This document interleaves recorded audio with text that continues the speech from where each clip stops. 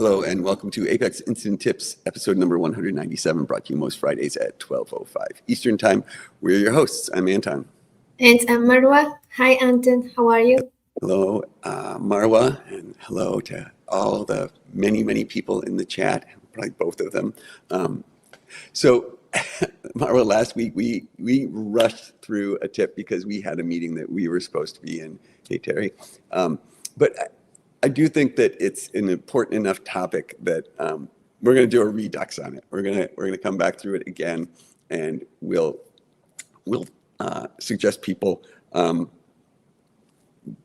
can either follow along or you can do it later on your own. We haven't done a lot of AI specific things on this show, in part because we've been kind of waiting on Apex Lang to really dive into this. There's so much out there already on AI and Apex that we try not to do what other people are doing. But as I mentioned in the last show, Mike Hichwa, gave us some things we can do to prep for the next release of Apex, and I think some of these things are going to be pretty valuable. And so we've been doing this. We've been learning about it, and so I think this one is worthwhile, and it's something that that's still a work in progress. And I'm going to say anybody that is willing to jump in and help with this, I'd love it. So what Mike said was annotate your tables, and I actually have found this to be quite valuable. And so, Marwa, let's jump into it and talk about how we can use. So it's two things. Annotating your tables will help you. Will help AI understand the data and so forth in your tables. But we're going to use AI to help us annotate the tables so that AI can then use those annotations to better itself, which is, it's all just so crazy. Yeah. So you're going to use AI and I think a skill to create those annotation scripts, right? Exactly right. So let's jump in. I'll share my screen and I'll tell folks how they can do this. So we've got a URL that we're going to put right in the chat right now. And yes, another nice tip from Mike. Thanks, Plowman. Mike Hichwa had things coming fast and furious lately. So really quickly, we're putting a URL in there. You can clone that. I'm going to do it locally. And this is a work in progress. So don't consider what we're doing to be the final product here. But I'm going to say git clone. I have an annotate repository, and you could use that one there. And I'm going to put this in annotate AIT2. So here I've just cloned it, and now I'm going to excuse me. I'm going to use VS Code in this repository. So code / annotate AIT2. So here we have, this is my repository that I just cloned. And we can see in here that I have a skill, and that's the annotate skill.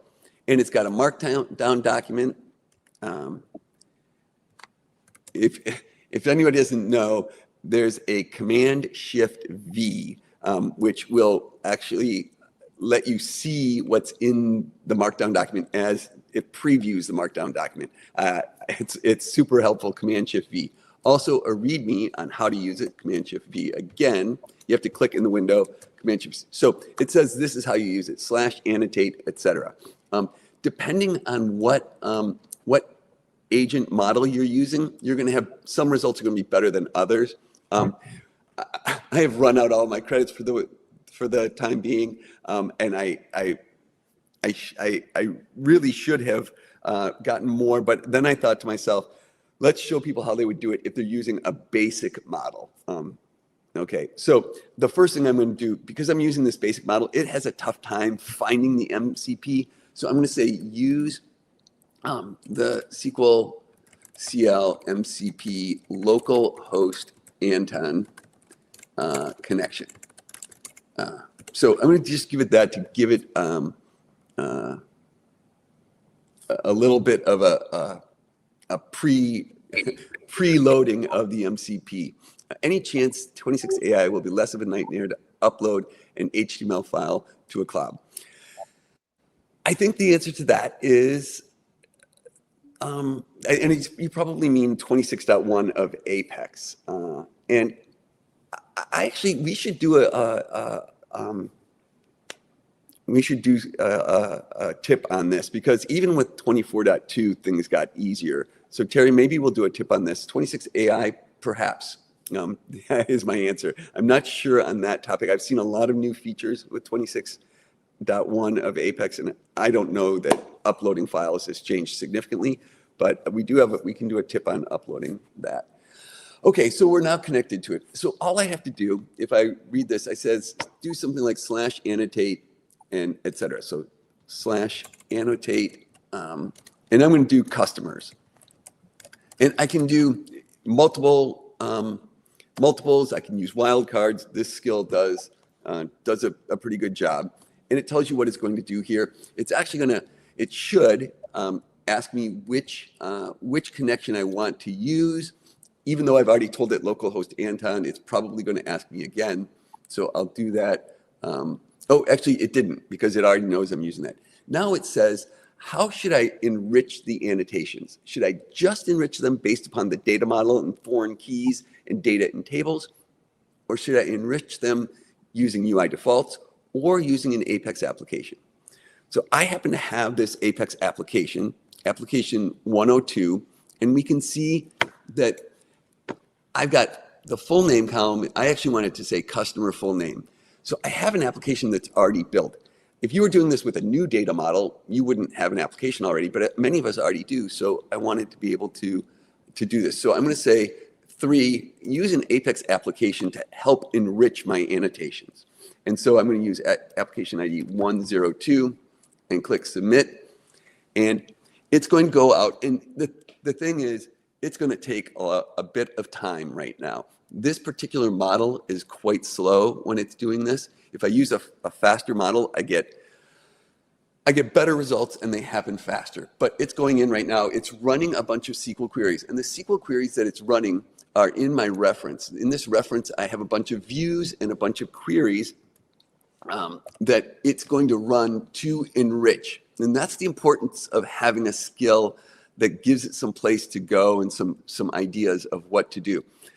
I've recently gone through and improved some of these and so forth. And this is the part that's a work in progress, is to help tell it how to enrich this.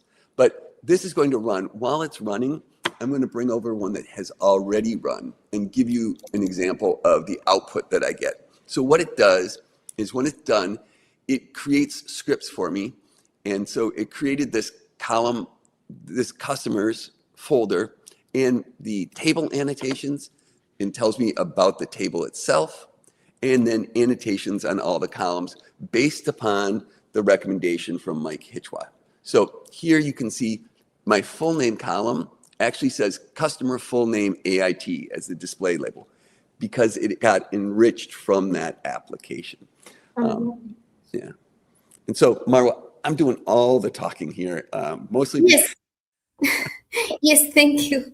It's a great skill, actually, and this is a great example. And I would like to say also, if you have already annotations, it's going to warn the user to let the user either choose to override or keep the old annotations.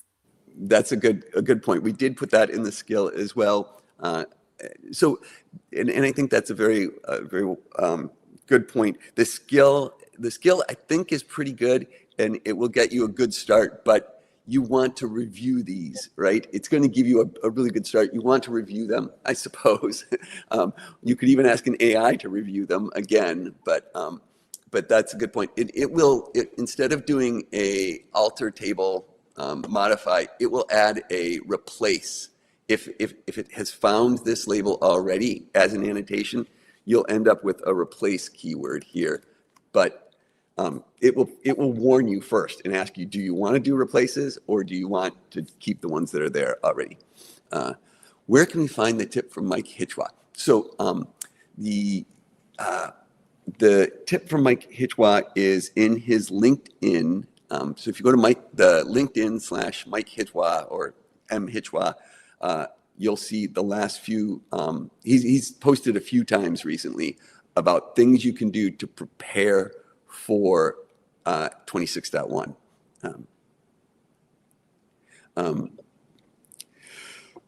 So Terry, can you annotate domains? For example, phone number, email address. Absolutely.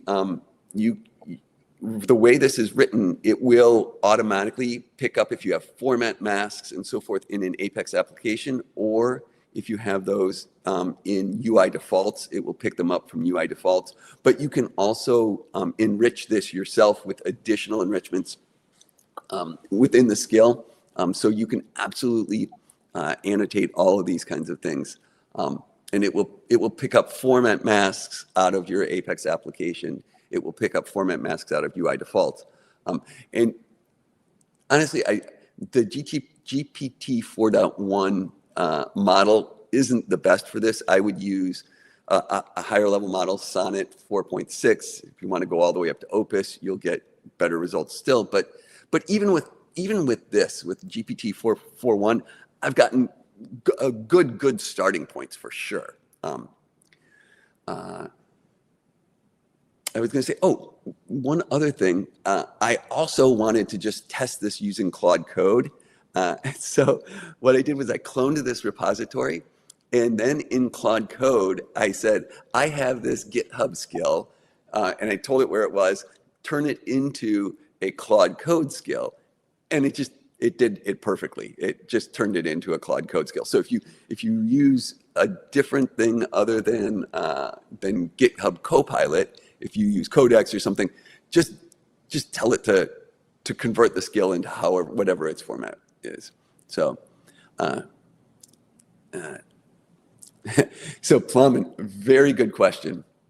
And the answer is I gave it some queries to start with within the skill, and I've had to refine those queries a little bit. I'm still not in love with them, but they're pretty good. They have things like they check to see that the region that the item is associated with is the form region on that table, and it has the source that's the column name, things like that.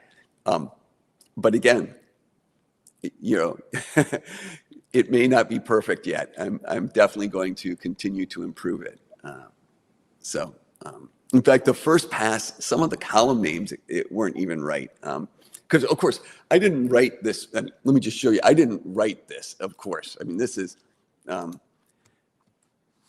I didn't write all these queries. I asked Copilot to do all of this. So Copilot did all of this work, not me. And then I just tested it and checked to see. And the original queries had some errors, so I have improved them.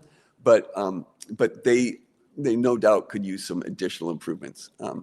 So, Alex, we may note that you have a freedom of choosing annotations the same way we choose table columns. Yes.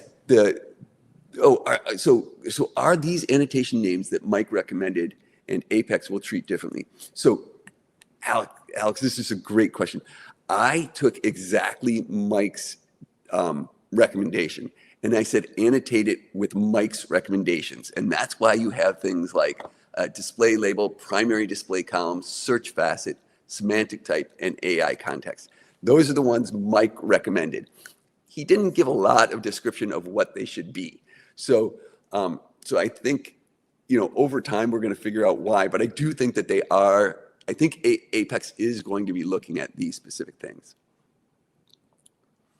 So does it take the definition of the annotation from the column comments? It will do that if you don't enrich it from UI defaults or Apex or an Apex application. It will take it from the column comments. Yes. But again, you're welcome to clone this repository and improve it. And if you come up with improvements, I would love to just make them available to people.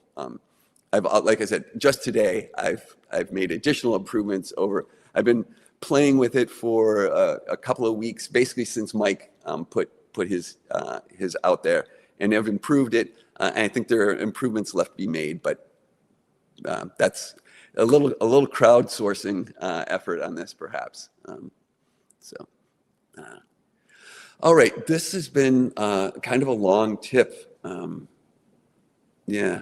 So I think we'll cut it off here. But if you have comments, additional comments, feel free to put them into the YouTube comments, and we'll see if we can use the same table. So Plumman has another question.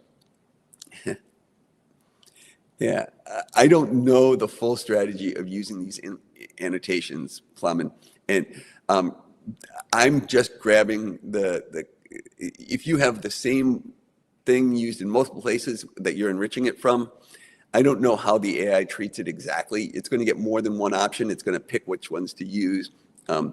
I think these annotations really are more for doing things like asking your AI, tell me who are what are the five most important customers, or something like that, and then being able to build a query that will answer that. And by having these annotations, these queries will be helpful. I'll give one example. In the AI context, what I try to do is if you have a static list of values attached to a column, let's say it's male and female or something like that, you might actually have M and F that you store in the table, and your AI context could say, despite this says it's the gender column, and the valid values are M, F, U, whatever it might be. So I think that's where, yes, in short, I guess the AI context is most important of all. I think that's right, Plowman. And that's why I was saying it's really helpful. I ran this against some tables with no enrichment, and it looks, it looks into the data and it says, okay, this is a yes/no column, and it spells out, it's yes or no, uppercase or mixed case. It does those kinds of things, Y or N. Yes, so certainly in better models, you get better results. So Terry, that's for sure. I would recommend when you after you're done playing with it and improving it yourself and putting in your own rules for it, then run it with a better model to get your real final scripts. But it's a way to at least get started and get prepped for Apex 26.1. I don't know if I've mentioned, but Mike Hichwa is going to be our guest on episode 200, which is coming up. You can do the math to figure out what day that is, but who knows? Mike might have something really important to announce on our show. We'll see. All right, I'm really hungry for lunch, so I'm gonna let everybody else go. I'm sure you are as well, though you guys can probably be eating your lunch during the show. Thank you, Anton. Bon Thanks, appetit. Marwa. Bon appetit. Bye-bye, everyone. Thanks a lot. Oh yeah, do all that stuff.